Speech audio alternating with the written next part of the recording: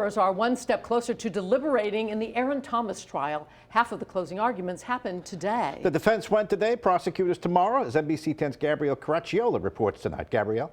Well, one of the key elements jurors will have to decide is, did Aaron Thomas touch the inner thigh of these high school boys for the purpose of sexual gratification or arousal? If the answer is no, they'd have to find him not guilty of the 2 felony charges he faces.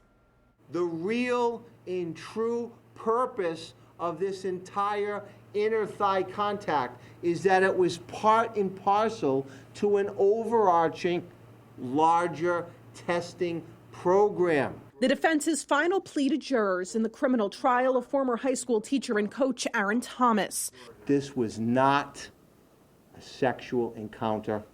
This case does not involve a sexual assault. They admit students were getting naked in Thomas's North Kingstown High School office, that he touched their inner thighs for various tests, and that he lied about it to administrators and police. We understand and conceded up front that those methods were in fact inappropriate.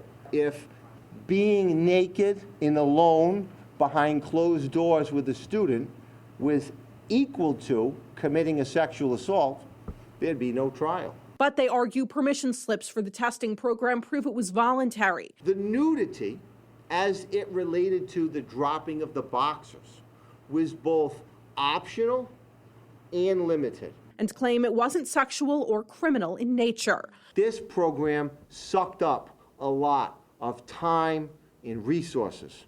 And I would suggest to you that's an awful lot of trouble to be going through to give yourself some sort of cover for sexual arousal or gratification.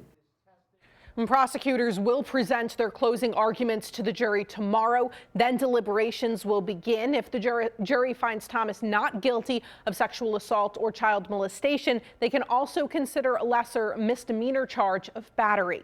In studio, Gabrielle Caracciolo, NBC 10 News.